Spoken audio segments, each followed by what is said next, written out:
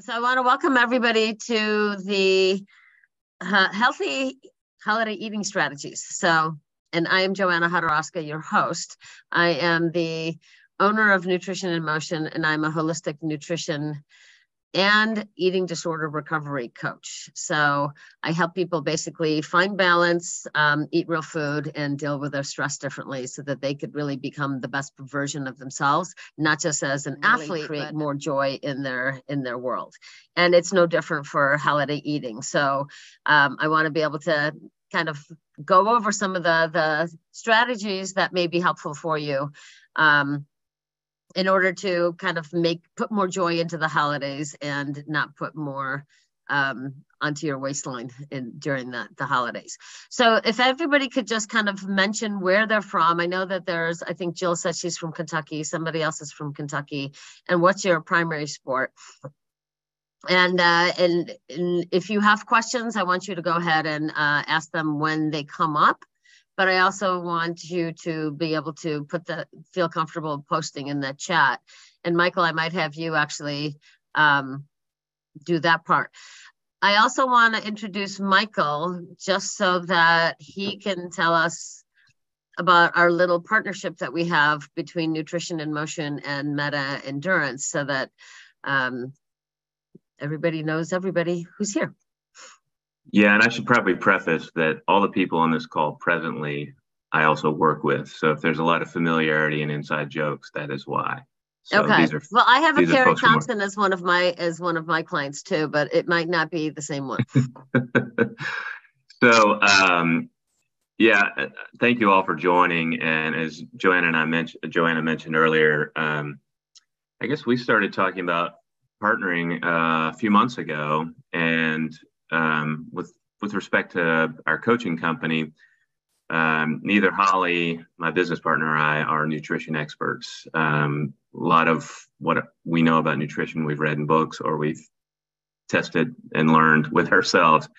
And so we wanted to be able to offer access to someone who knows what they're doing and it's the training. And that's where we, kind of ran into Joanna. And so we're trying some things out to offer things like webinars and access. So if people, come to us with nutrition questions that are way above our pay grade, we've got an expert in the field that we can refer them to. And so these webinars are just a way to, one, I think, provide really invaluable content on topics that people care about. Now you're putting pressure on me. But also introducing you to Joanna, should you need, help, addressing a nutritional challenge or something that's going on in your life. So I'm just reading thank you, Michael. And yeah, it's a pleasure to be here. I'm reading one of the comments by somebody that they're questioning whether bar 3 is a sport. Well, it is. It's still a sport. It might not be a competitive sport, but it's a sport. And you have to be pretty darn coordinated in order to do it. So yes, it's absolutely a sport. It's just not triathlon, which is what I think Michael and I primarily were competitive in. So yeah, I think we're all athletes and some of us just don't know it. Yeah. So I'm just going to go back to, so one of the things that I want to go over today, just like I had mentioned in the preview, is making some better choices and really putting the fun into and the enjoyment into the holidays without the starving or the limitations and things like that. Some tricks to make healthy meals or make the meals healthier without being the unwanted guest or the pain in the ass host. And then, there are some little tricks about adding vegetables and just trying to keep the focus as fun. And I might actually ask you a little bit later, like some of the things that you actually find your most enjoyable foods, and we're going to I'm going to offer some simple swaps that you might be able to do or some kind of adjustments to make it better. Does that make sense? And Michael, I'm going to ask you to keep track of who's posting what in the comments and when I should actually pay attention to it. Yep, absolutely. So I know that the last webinar I did was talk about balancing blood sugar, and I'm just kind of going to review that a little bit now, that we want to still, even during the holidays, balance the blood sugar. And Michael will also probably tell you that you have to find out what the minimum amount of exercise you need in order for you to be a human being and feel good is, so that you can actually include that and make that a priority, probably in the morning, so that then you can go and actually enjoy your holiday activities. And especially with family, sometimes those can be more challenging. You'd rather just go hang out with your friends than maybe some of the family members because of some of those challenges. But it's always about what's the minimum that you can do in order to feel good about yourself in terms of movement therapy. I'm just going to call it movement therapy. And that's one of the first focal points you want to have in terms of the holidays. Second part is, remember, it's a holiday. It's not a holiday week. It's not a holiday month. It's not a holiday season.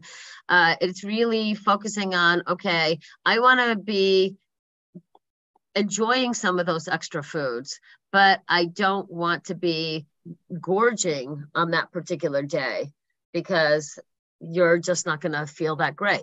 So you want to be eating smaller meals throughout the day, and maybe preferably more vegetables and things like that beforehand, so that you can go into the dinner meal not feeling completely starving.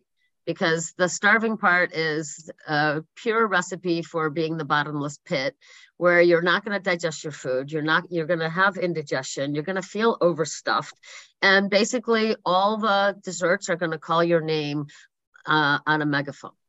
So once we can balance that blood sugar, we can actually make better choices, because we're fueling our brain with balancing the blood sugar. And once that blood sugar is really, at rock bottom, you are actually unable to make better choices. And it's usually the sweets and the sugars that win. So in terms of making better choices, one of the things when I talked about balancing the blood sugar is you want to still, create that plate where the majority of the plate, or half of the plate, is vegetables. Then there's some protein, some carbohydrate, and some fat all included in there. But you still want to focus on trying to get the majority, like half of that plate, to be more of your vegetables.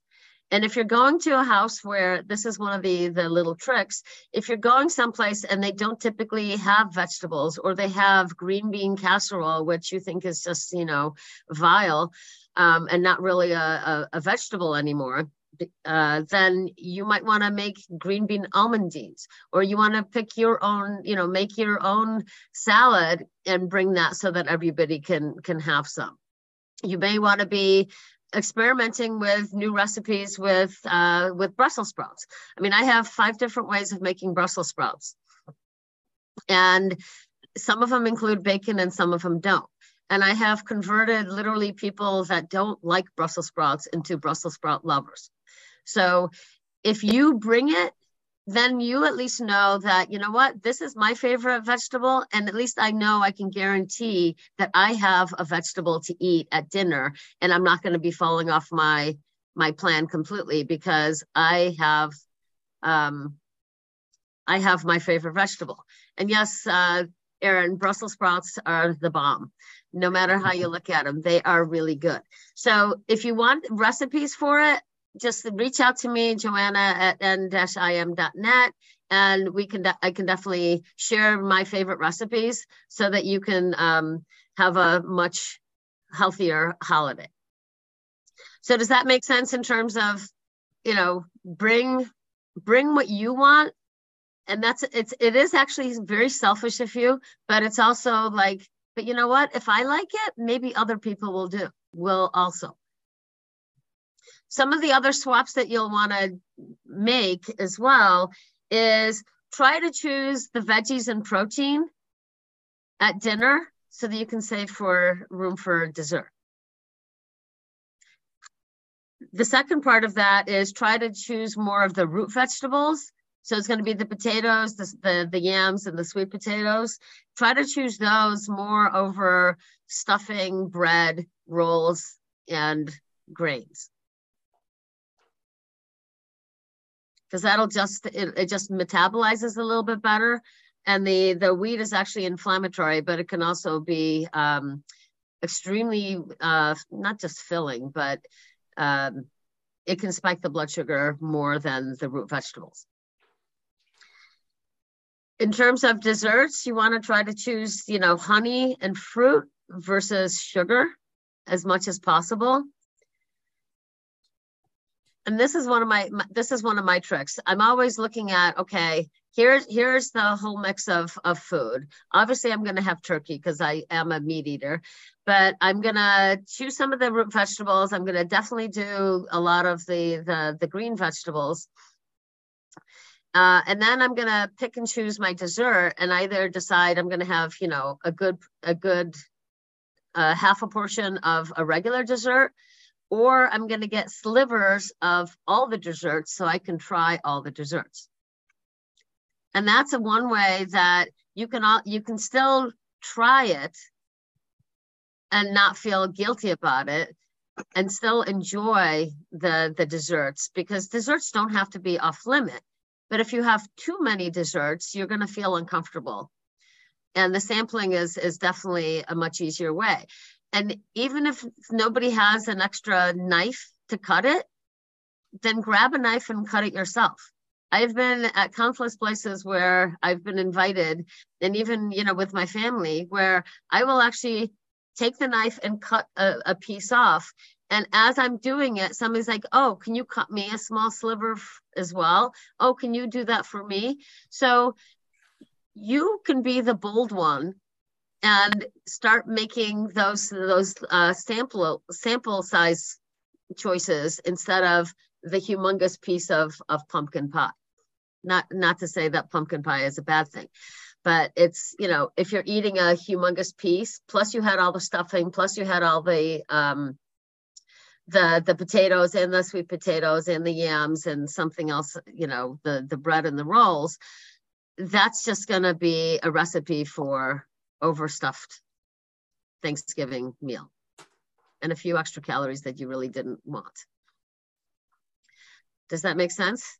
Be the change you wish to be seen. Yes, that's exactly it, Erin. Be the change you wish to see. So I'm giving you not necessarily a new idea, but I'm giving you the permission to be the one to bring the new idea to fruition. And yes, you're doing it for yourself, but you might find that you're creating a whole new trend. Make sense? Absolutely. Yep. Okay. And I think I mentioned earlier, just try not to starve all day, because that really ends up setting you up to just shovel it all in. And then you're not even conscious of what you ate. And then then you don't actually enjoy the food that you ate because you snarfed it all down. So one of the things I want you to really think about is, can I put joy into my meals? Can I be present to what it is that is happening in front of me? And can I be present to just enjoying the food that I have? And not lamenting about, oh, I should have had this, or I shouldn't have had that, because we don't want that. We don't want that guilt. But I want you to be able to try everything that's on the menu. And you can always go back for seconds, but typically the going back for seconds would be a little bit more turkey, maybe with some of the cranberry sauce. I actually make a cranberry chutney, and that is my way of bringing the healthy cranberry sauce to the meal. And then I will have some extra Brussels sprouts or whatever vegetable that I want. So if I'm feeling like I want some more food, then I typically go for seconds, only for the vegetables and protein. Because again, I'm still saving some room for dessert. But you don't want to be stuffed with dinner before you even get to the dessert. Make sense? So this is, somebody said, I get so excited about food that I sometimes eat too quickly, which I think is often the case for a lot of people. So take a few deep breaths. Like when you sit down, a lot of times saying grace, one, yes, that's all about being grateful for the blessings that we have and the food that we have and the company that we're sharing it with.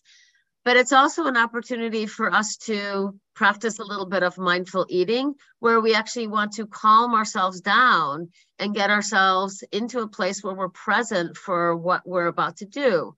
Share food with all our friends and family. So it's really, if you can, this wasn't part of what I originally intended on sharing, but if you can, try to just take a few of those deep breaths and just be prepared to enjoy the one bite that you're taking now. And really try to chew it into a puree and just enjoy all the flavors that it brings to you.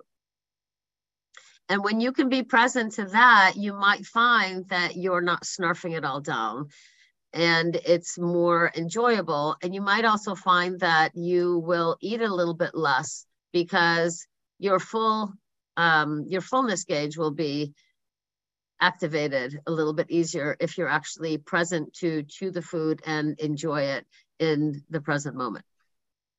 And the more joy we have because of company, the more we don't overstuff ourselves. And for years, I could just eat like the bottomless pit anyway, because I was eating to shut myself up so that nobody would criticize me for something that I said that didn't necessarily go with the family dynamics. So that's another aspect of what I work with is some of those emotional things, so that we can actually bring more presence and more joy into the meals.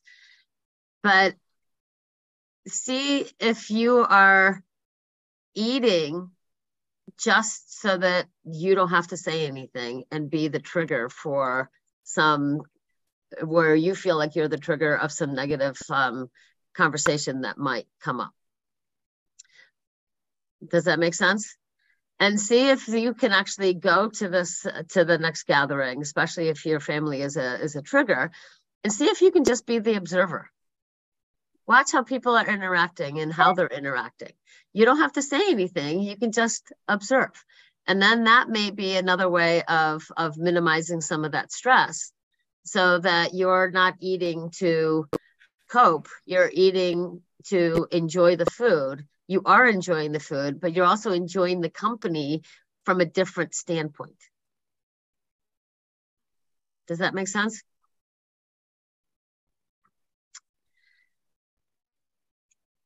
And I think I gave you the tricks. Oh, so what's some of the things that, some foods that you just absolutely love and you want a healthier replacement for? I already talked about green beans almondine in place of green bean casserole.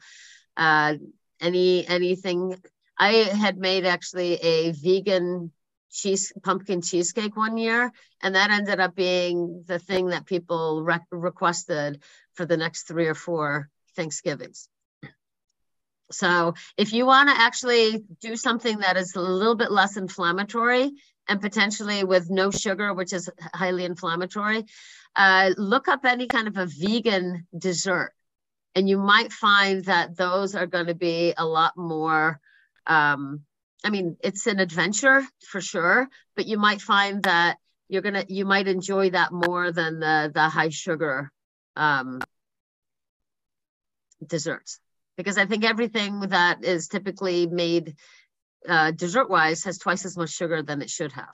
If you're going to make it yourself, put in half the amount of sugar and see if you still like it that way. But I typically do.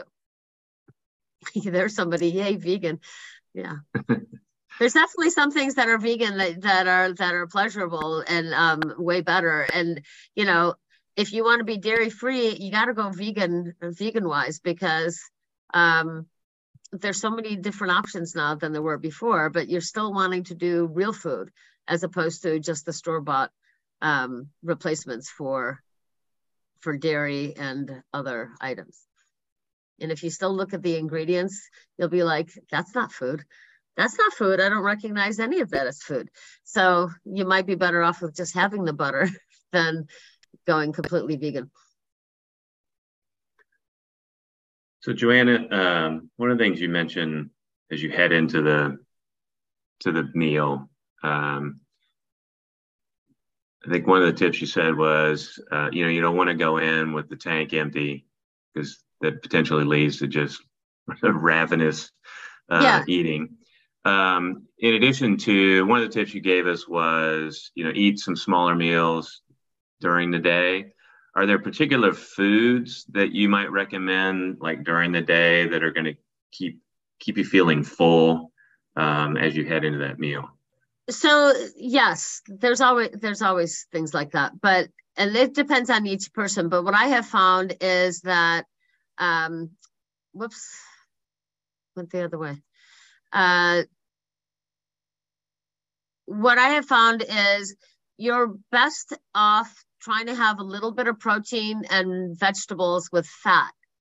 So it almost looks like if I had to give it a label, it almost looks like a ketogenic kind of a plan.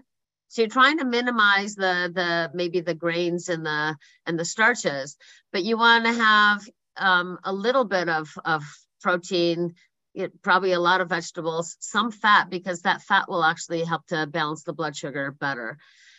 And just a little bit of carbohydrate, and preferably more root vegetables, beets, carrots, potatoes, sweet potatoes, and those kinds of things versus, a bagel or muffins.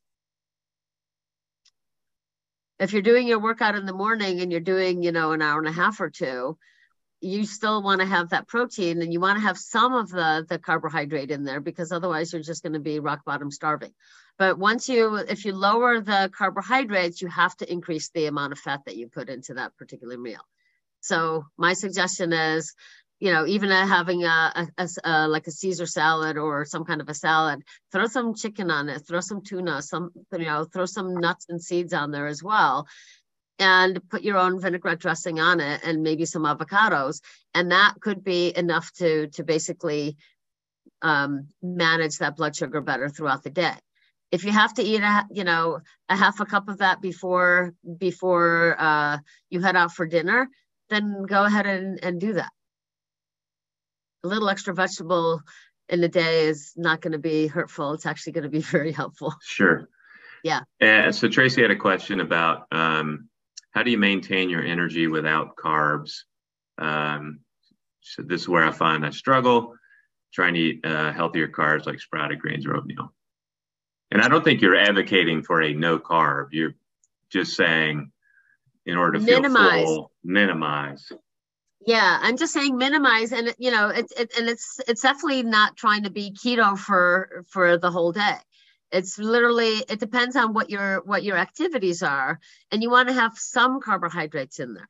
So the healthy carbs to me are all the root vegetables. It's the fruit, and for me, I can't do a lot of fruit because that actually spikes my blood sugar more than a baked potato.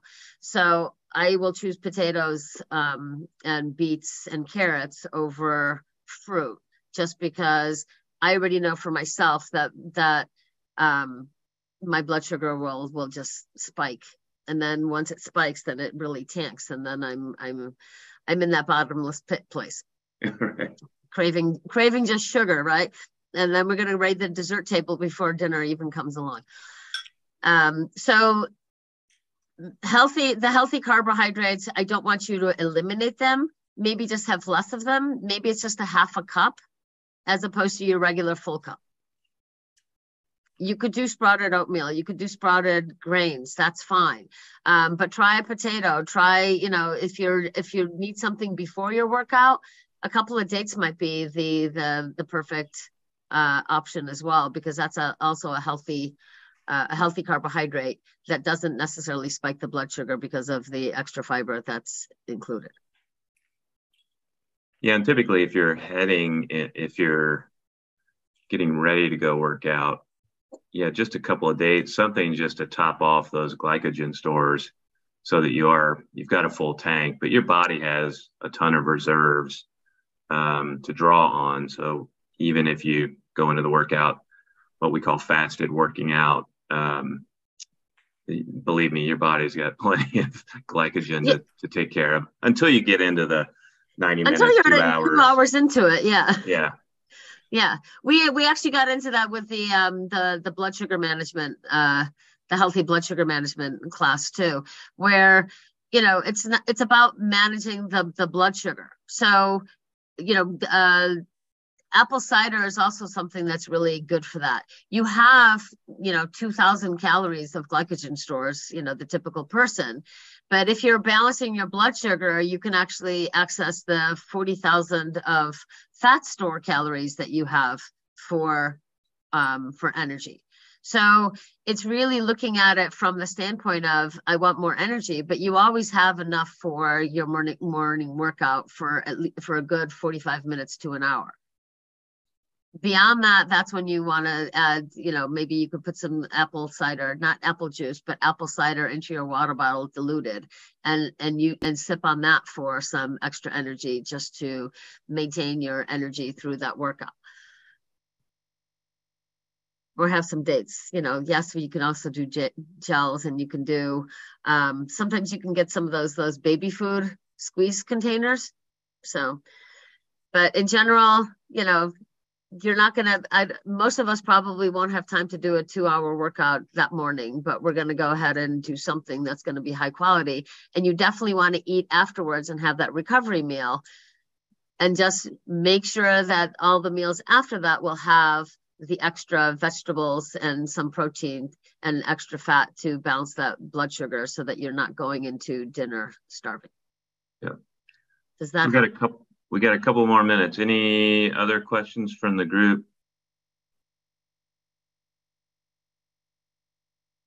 I have something that leverages coffee. Yeah, coffee can do coffee can do that too, because it'll definitely give you energy. And I'm not, it's like, to me, there's a balance to everything, and everybody has to find their own balance. I just have to help you know what to look for and what symptoms are beneficial and which ones are not so much, and help you understand, okay, if this is your symptom, what's it mean? What's causing it? Is it just the food that you're eating, or are there other emotional triggers that are creating the situation? So I got one other question. I'll be the brave one and ask. So a lot of these gatherings, there's alcohol, at least my gatherings. My gatherings typically do. I'm a social drinker, so it's like, if it was just me, then I probably wouldn't be drinking anything. But with somebody, oh yeah, the wine is flowing. So, is there anything you would say? Would you change your eating, knowing that you might have a glass of wine or two, or do you just keep that in context of it's calories and so forth? So I don't do anything with calories. So forget about the calories, but it's all about balancing the blood sugar. So wine, alcohol, generally speaking, is considered sugar.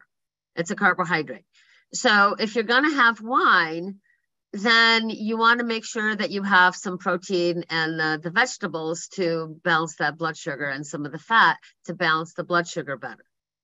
If you're having it with food, 1 glass, 2 glasses, and you've been at dinner for 2 hours, you're probably going to be fine.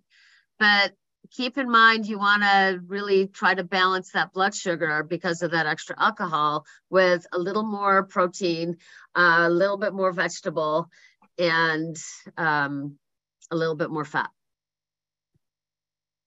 And yes, thank you, Michael, for bravely asking the question, because everybody was thinking of it, and I actually wrote it down here too. Like, oh yeah, alcohol. And for some people, what has worked for them is they'll also have, a glass of alcohol, and then they'll have a glass of seltzer water, or mineral water or something like that, and alternate it. So that way they feel a little bit better, and then the alcohol isn't quite as challenging of an issue. Yeah. But I would definitely say, you know, try to limit it to 1 or 2. But just enjoy it. Enjoy whatever it is that you're drinking. Enjoy whatever it is that you're eating. Enjoy the people that are with you. And if you have trouble with that, that's when you call me, because I can actually help you work through it so that the holidays can be fun again. Yeah.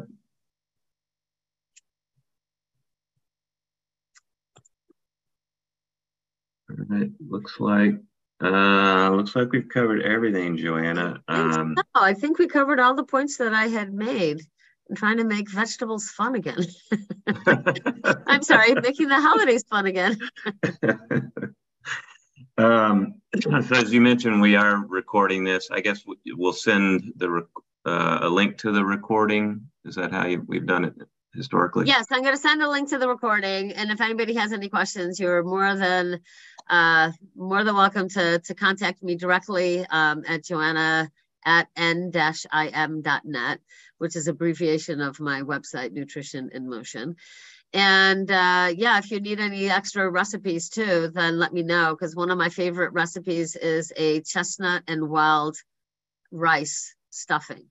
And I got to tell you, I will never do stuffing again, because that stuff is so stinking good. And it goes really well with tuna too. So it's not just for Thanksgiving.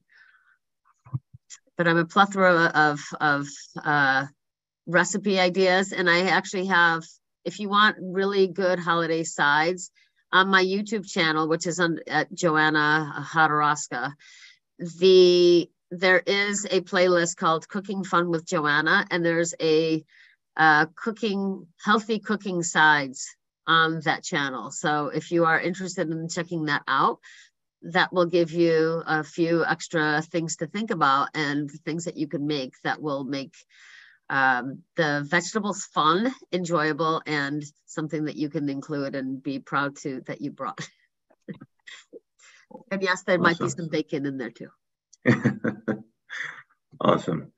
Well, thank you everybody for joining us today. We will do a follow-up with the recording, and certainly if you have any recipe questions or anything nutrition related, feel free to contact Joanna directly. Awesome. Great. Well, thank you all for joining. It's been a pleasure to spend a half an hour with you, and hopefully you got a lot out of it. Thank you so much. Yeah, this is great. Thank you. Thank you. That was awesome. Take care. Love the ideas. Thanks, Michael. Yep.